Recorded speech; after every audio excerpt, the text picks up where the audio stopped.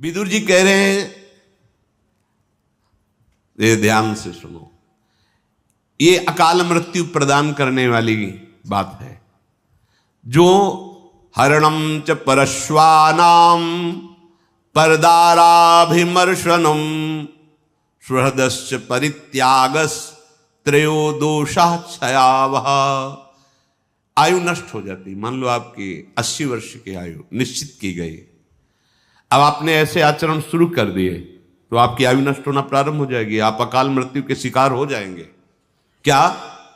दूसरे की स्त्री को फुसला करके विश्वासघात, मान लो उसके पति से मित्रता की, बड़ा विश्वास दिलाया और उसकी स्त्री का दुर्वासना का खेल, अब आपकी आयु नष्ट होगी।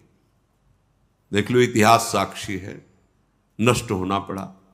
आप क्या चीज हो? जो बड़े बड़े तपस्या से के धनी थे, रावण आदि, विनाश हो गया।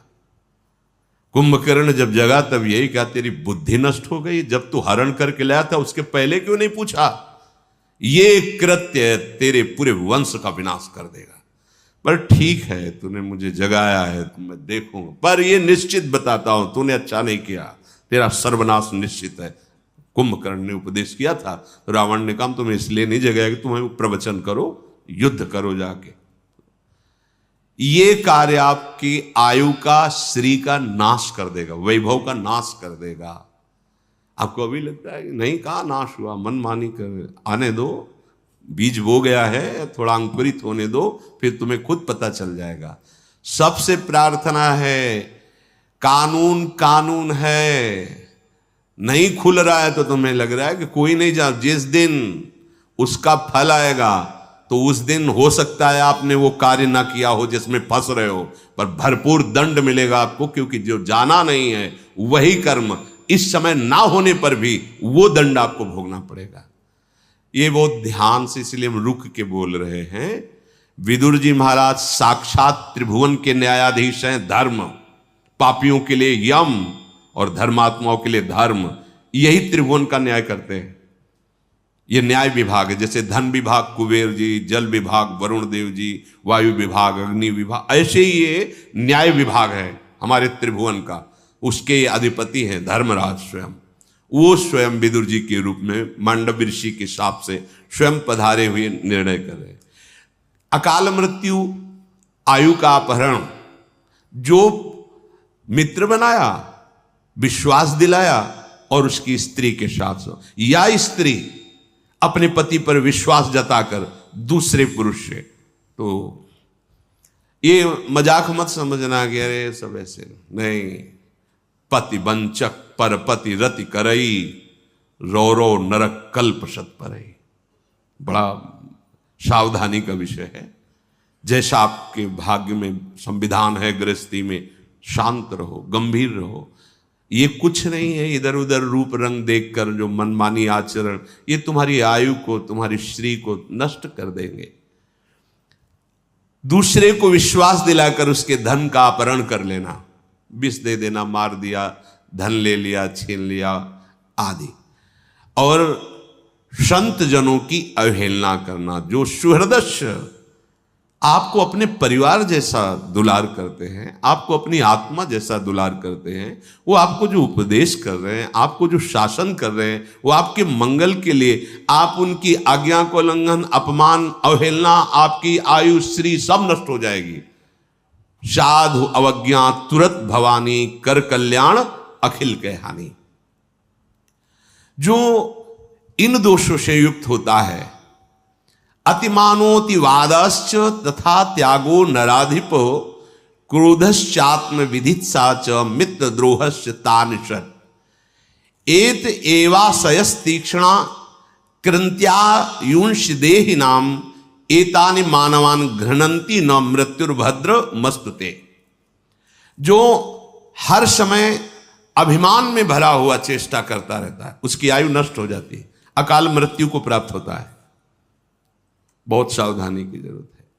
हर समय जो अभिमान में भरा हुआ है और हर समय कटु वचन बोलता हुआ अधिक बोलता ही रहता है, जिसमें विषयों के त्याग का बिल्कुल अभाव है, मतलब घोर विषयी है, और जो क्रोध करके ही व्यवहार करता है, जरा सी बात हुई, जो केवल अपनी जवान अपनी जनेंद्री पेट के पालने में ही चिंतित है, कैसे भोगूं, कैसे पाऊं, चाहे वो मांस खाना पड़े, चाहे वो कुछ भी, कैसा भी।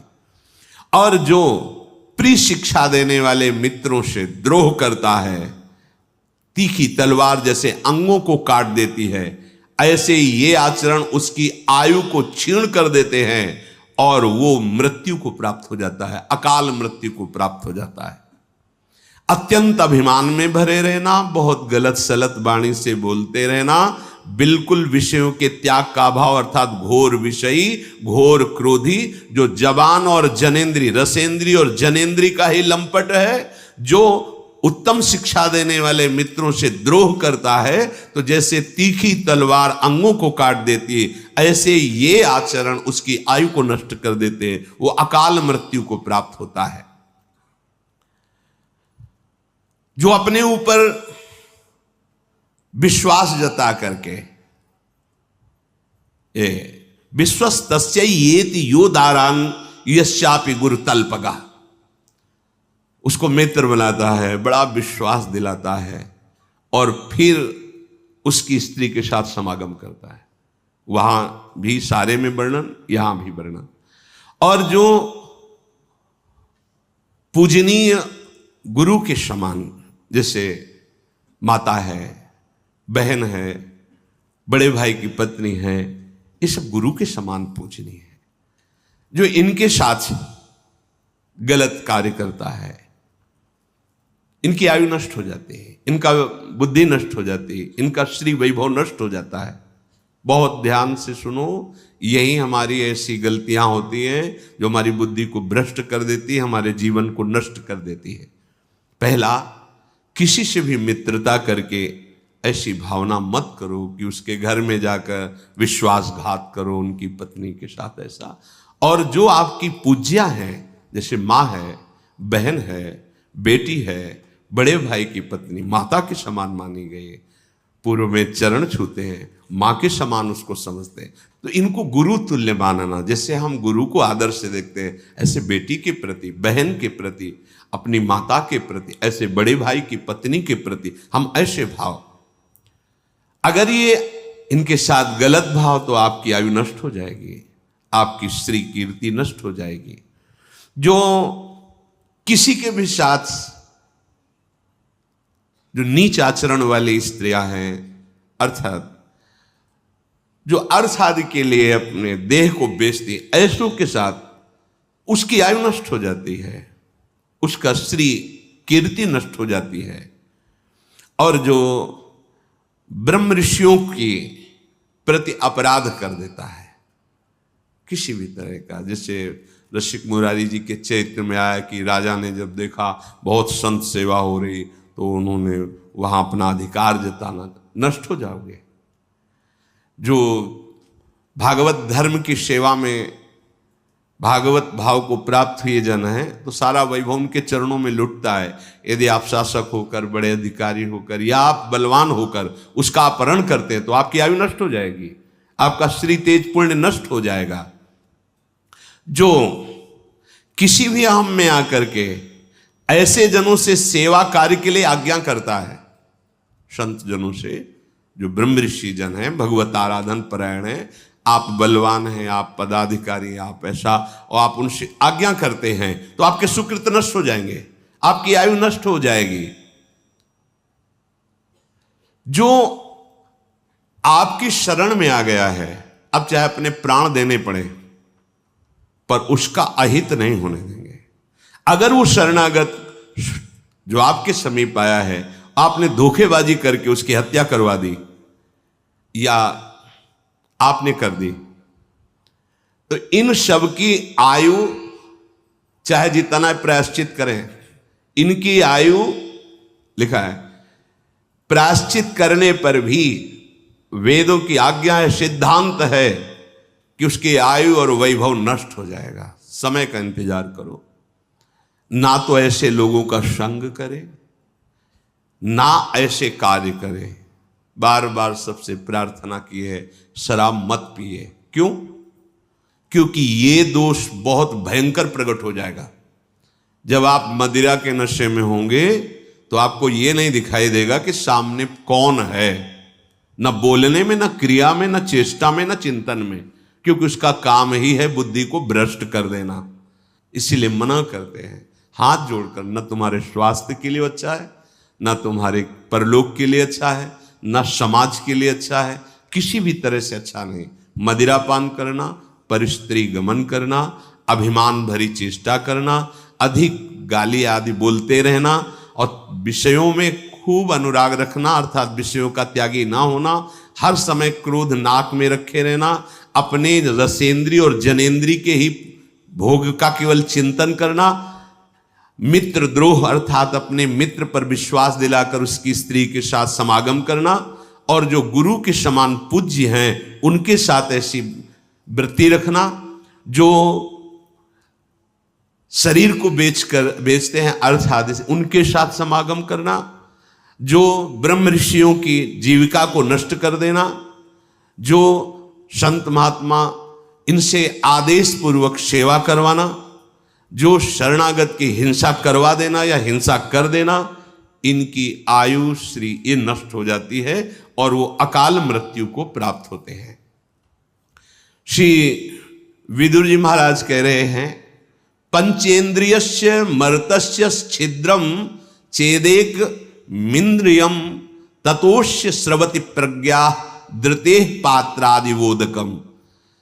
महाराज, जो अपनी 5 ज्ञानेंद्रियों को वश में नहीं रखता, तो एक भी इंद्री को यदि छूट दी तो जैसे पहले पानी पुराने समय में रखा जाता था, मशक उसे कहते थे, बड़ा सा, उसमें एक छेद हो जाए तो फिर बूंद पानी नहीं रह जाएगा, सब निकल जाएगा।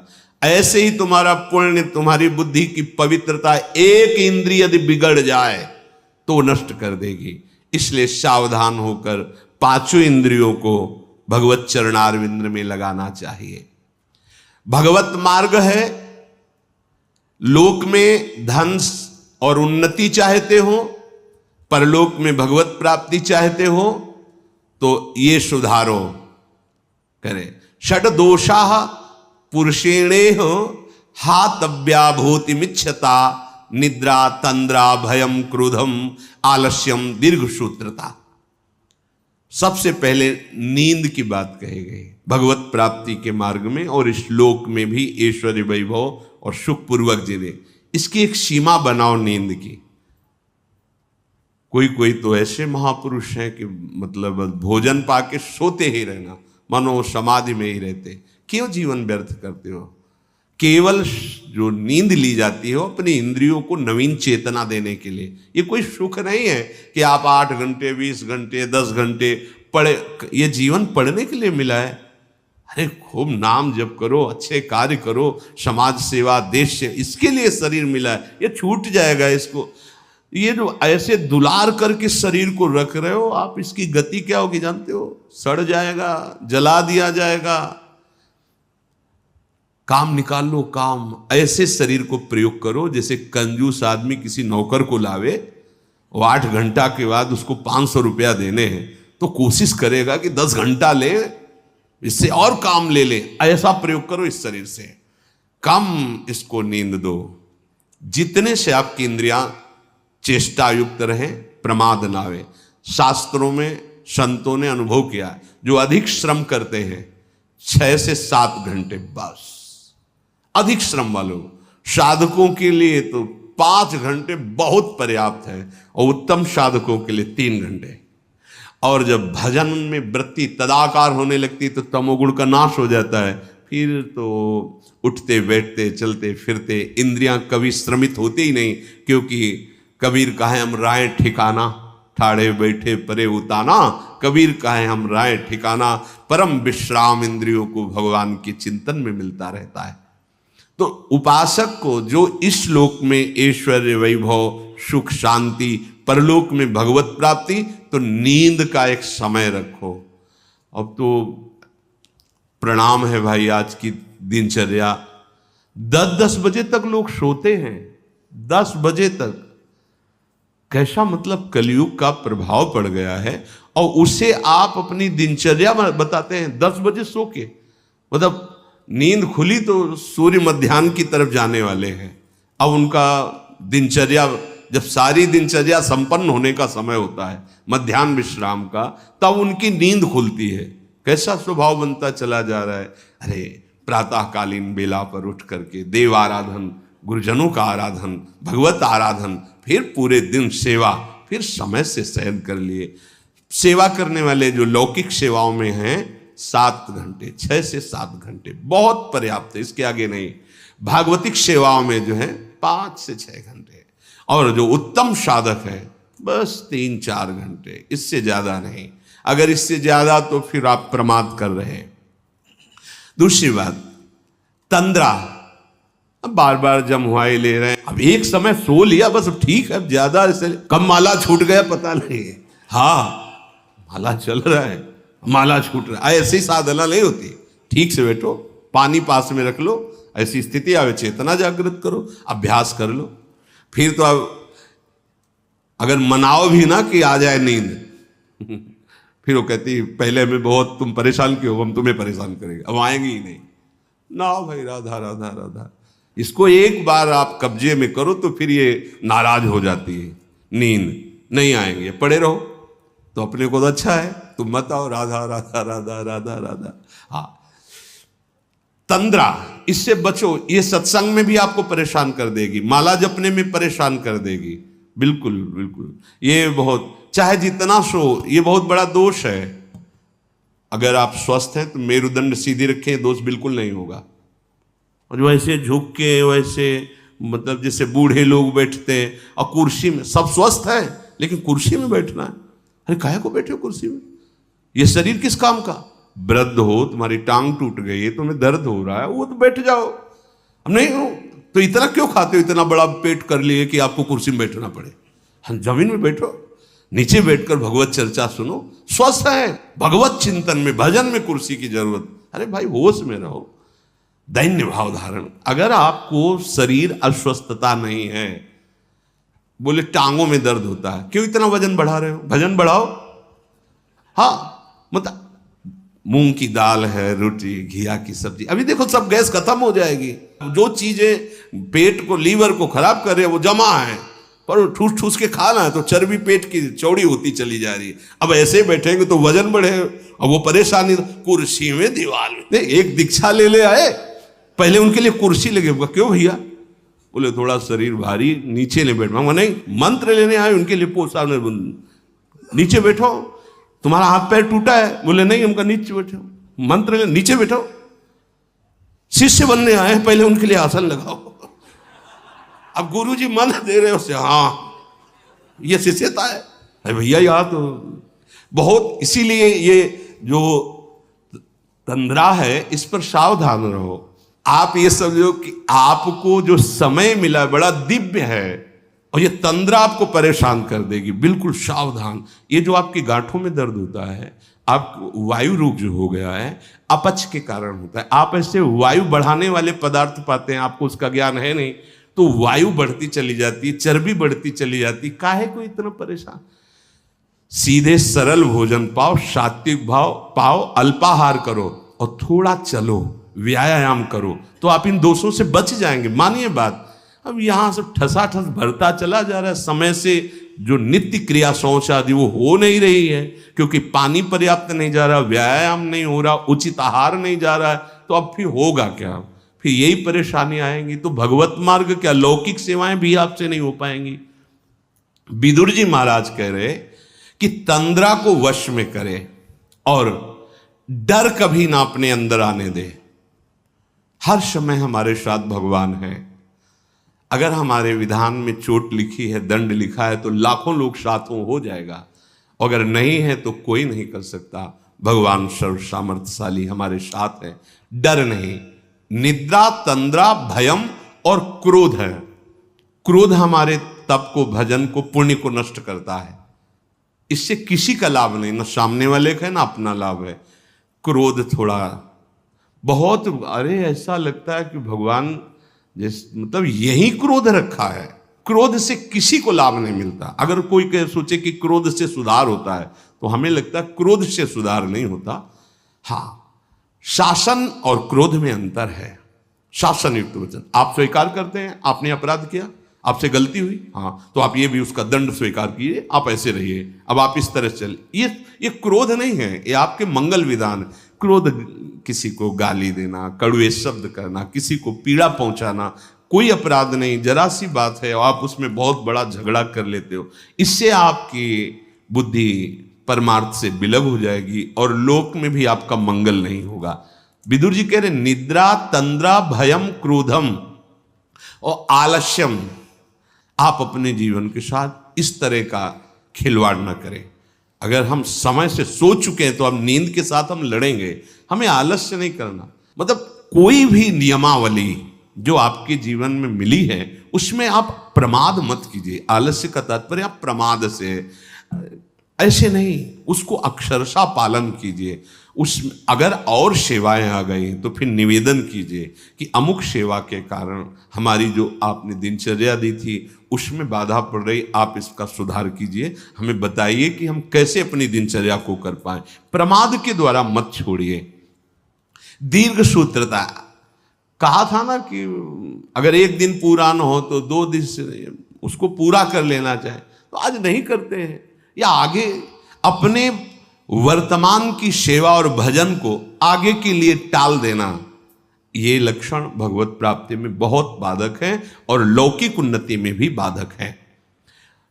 मनुष्य को परम मंगल प्राप्ति के लिए ये समझ लेना चाहिए कि उसका परम मंगल सत्य से ही होगा, असत से किसी का परम मंगल नहीं हो सकता।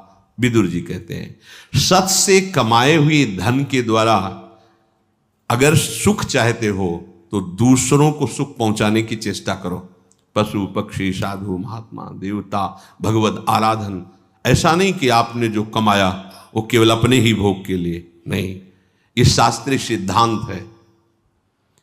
और कर्म में प्रवीणता पूर्वक लगना, जिस कार्य में लगो बहुत एकाग्र होकर पूरा करके ही छोड़ो, अधूरा कार्य करने वाला स्वभाव नहीं होना चाहिए।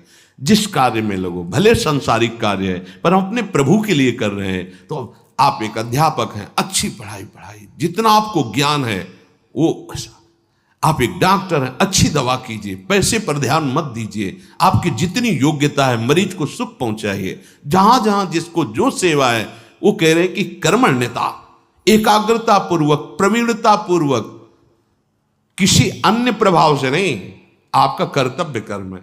जैसे अब कोई गरीब आदमी, उसके पास पैसा नहीं है और बड़े रोग से ग्रसित है, और आपके पास खूब पैसा है, आप डॉक्टर हैं, तो आपको चाहिए कि आप उसको पैसे की प्रधानता रख करके निकाल दें, ऐसा ठीक नहीं है। भगवान ने आपको धन दिया है, आपको बुद्धि दी, आप में योग्यता दी, आप 4 लोग मिलकर उसका सहयोग कीजिए, स्वस्थ कीजिए, ये सेवा आपकी भगवत भजन बन जाएगा, भगवत प्राप्ति का हेतु बन जाएगा। आपको विद्या है, आप ट्यूशन पढ़ाते हैं दूसरों से, तो आपकी भी जीवन वृत्ति ठीक है, लेकिन कोई गरीब का बालक है, आप उससे ट्यूशन के पैसे मत लीजिए, उसी विद्या में उसको फिर बैठा लीजिए। वो आगे चल करके पढ़ लिख कर ऐसा बनेगा जो आपके चरणों की वंदना करेगा कि अगर हमारे वो टीचर हम पर कृपा न करते तो मैं गरीब आदमी पढ़ ही नहीं सकता था। ये ध्यान रखने की बातें हैं। जो जहां है, ऐसी स्थिति में यदि कोई है तो हमें सहयोग करना चाहिए। 50 विद्यार्थी बैठते हैं जो आपको दक्षिणा देते, भेंट देते हैं, और उसमें 5 विद्यार्थी बैठे हुए जो भेंट नहीं देते हैं, गरीब हैं, तो आपका अलग से कोई थोड़ी पढ़ाना है, उसी में वो पढ़ जाएंगे और आपका भजन बन जाएगा। बस ये बातें हमें समाज में ध्यान रखनी। जहां जिसकी जो सेवा है, उस सेवा को भगवान की सेवा तभी मानी जाएगी जब आप सब में पैसे का ही भाव नहीं रखेंगे, अपने कर्तव्य कर्म पूरा करने की बात रखेंगे। तब अगर पैसे का भाव रखेंगे तो जहां भी हैं वहीं से भ्रष्ट हो जाओगे। कोई भी पद स्थायी नहीं है, कोई भी शरीर स्थायी नहीं है, कोई भी सुख स्थायी नहीं। गर्व मत करो। गर्व करके, अभिमान करके यदि आपने कभी अधर्माचरण किया तो वह अधर्माचरण ही आपके शरीर को, आपके पद को, आपकी व्यवस्था को भंग कर देगा। देख लेना एक दिन, और आपका पद, आपका शरीर, आपकी व्यवस्था किसी गिरे हुए को उठाने के काम में आ गई तो आप उससे ज्यादा चमकने लगोगे, आप उससे प्रकाशित हो जाओगे। ऐसा धर्म स्वरूप विदुर जी का कथन। शेष चर्चा आगे। श्री राधा वल्लभ लाल।